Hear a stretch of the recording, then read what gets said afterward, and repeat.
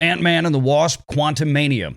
It's completing its opening weekend frame right now as I record this, and the numbers, frankly, do not look very good at all for this film or for Disney and the Marvel Cinematic Universe. In fact, the numbers are so bad that they've come in nearly 20% lower than the already pitiful projections that were released from Deadline magazine back on Tuesday of last week. At this point, it seems unlikely that this movie is going to be able to break even at the box office, and we're going to discuss that right now.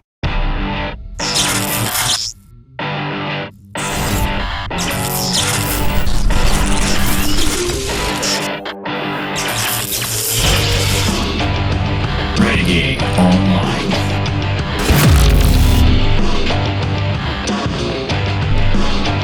Well, welcome back. Another great day here at Valiant Renegade. It's good to see everybody out there once again. And if you are like one of the many folks watching this video that may not yet be subscribed to this channel, please turn that little red subscribe button below the video to gray. Hit that notification bell, hit that like button, share this sucker out on the social medias, and of course, please do leave a comment below the video before you head out the door today.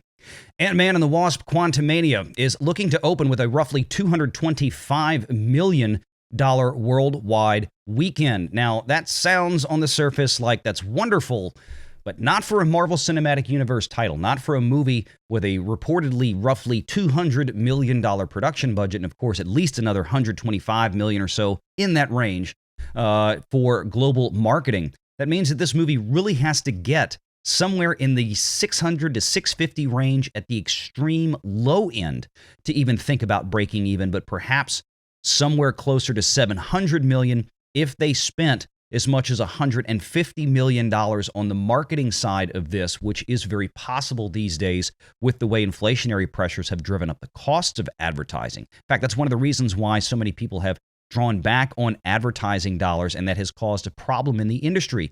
But usually not so with Disney. Disney is usually very apt to spend more money advertising and marketing their big tentpole pieces, and this is certainly one of them. But even if we assume that Disney only spent a mere $100 million marketing this movie atop the $200 million production budget, that means they have to net back from theaters somewhere around $300 million at the very bare minimum just to think about breaking even. That would put the international box office haul north of $600 million to do that, with the way the splits work between domestic returns and international returns, and then returns from China. And that's another problem. If you take a look at the box office this weekend at $225 million, that's sharply less, $100 million less than Black Panther: Wakanda Forever.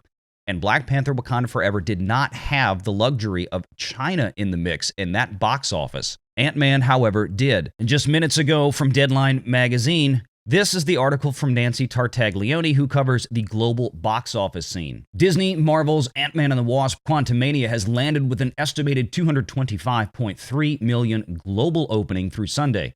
The split on the Peyton Reed-directed threequel is $104 million domestic over the 3-day and $121 million from the international box office. Internationally, Quantumania is estimated to be 13% ahead of Ant-Man and 27% below Ant-Man and the Wasp on a like-for-like basis. Removing China from the comparison, the opening weekend for Quantumania is 52% ahead of Ant-Man and 5% ahead of Ant-Man and the Wasp. On the surface, that may sound like it's a great thing. It's beating the previous films, but I remind people that in 2019, when Ant-Man and the Wasp was released, the second in the Ant-Man franchise, ticket prices were substantially lower than what they are today in 2023. As a matter of fact, from Deadline magazine, the average ticket price for Ant-Man 3 was $13.98 compared to Wakanda Forever's $13.61. And those numbers come from Box Office Analytics Corporation intelligence, frequently featured in Deadline magazine and articles from Anthony D'Alessandro. Now, the problem with that was back in 2019, when the second Ant-Man movie came out, Ant-Man and the Wasp, the average ticket price in the U.S., according to the National Association of Theater Owners, was about $9.20. Now, certainly for that kind of film, it may have been a buck or two higher, but overall, ticket prices are up nearly 30% plus from where they were pre-pandemic.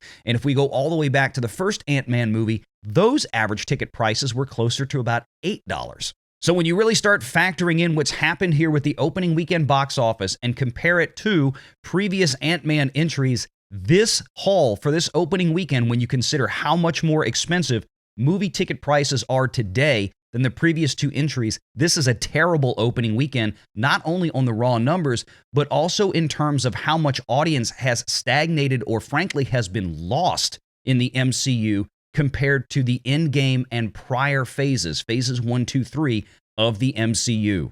Now, one of the things I also tell folks all the time is that you can basically set a Rolex watch, you could calibrate an atomic clock by the performance of Marvel Cinematic Universe titles, especially since Phase 4 began. None of these movies, save for Spider-Man No Way Home, which was a Sony Pictures release, really broke out past the 2.5x set of legs. That is to say, opening weekend times a number is the ultimate total runoff for a film. In this case, if Ant-Man actually makes it to a 2.5x, we're looking at a total box office run when it's completed its run in theaters that's going to be south of $600 million, and that's a huge problem because, again, even if we consider the low end of projections when it comes to budget plus marketing, that's still not going to be enough to cover the costs, and the Walt Disney Company and Marvel Studios is going to lose money once again on another Marvel Cinematic Universe project. And don't forget, unlike places like Sony Pictures and Universal Studios, which have very lucrative contracts with places like Netflix and Amazon Prime for the pay one window, that is the 18 months that follows the theatrical release exclusivity, Disney doesn't have that anymore. They've given all that up. They have brought everything home to put on Disney Plus, which means, in other words, there is no more revenue for these films to have after they leave theaters. They may have a small amount of PVOD rentals and sales, but nothing like what used to be, and that is largely due to the fact that they land on Disney Plus right around the same time they go for sale or rent on PVOD, or within a week or two. Universal Studios and Sony Pictures both still have multi-billion-dollar, multi-year contracts with other streamers, like I mentioned before. That makes up for any losses at the box office. That's the way movies traditionally used to work up until just the last 5 or 6 years when everybody decided to make their own proprietary streaming service. Now, of course, Universal still has their own proprietary streaming service, Peacock, but they don't sacrifice every single dollar that could be made post-theater just to bolster that streaming service. They still allow the films to go out, and we've seen news recently from the Walt Disney Company seeming to suggest that newly reappointed CEO Robert Iger is looking to do the same thing again, that they need to be licensing content out, which is what they used to do for decades. They've finally realized that you cannot, A, replace the theatrical revenue stream, and B, you cannot replace the pay one window stream when you're putting it on your own proprietary streaming service, particularly one like Disney Plus, which to date has accumulated a total loss of over $10 billion since launch. There's no guarantee at this point how well or how poorly that Ant-Man and the Wasp will do, but the Rotten Tomatoes scores don't seem to be helping it. The critic scores seem to have been right. The audience scores are what they are. They're just, at the very least, is simply not enough audience out there that is interested in this. We'll find out more, and we'll be looking very closely over the next few days to see how this continues to perform, because generally with a Marvel Cinematic Universe title, about half of its box office is baked in after the first few days. So we will know by next weekend exactly where this movie is going to land with almost complete certainty. Stay tuned. Let me know what your thoughts are in the comments below. Make sure you hit the like button, hit that subscribe button, and make sure you turn on notifications, because we will have a live show in just a few hours today, Sunday, February 19th, covering this and all the other stuff going on right now at Disney, including Star Wars, Marvel, Indiana Jones, and the general state of Hollywood and the outlook for the 2023 box office for the Walt Disney Company, which should be giving people some very big concerns, especially following Ant-Man and the Wasp Quantumania. Until next time, take care.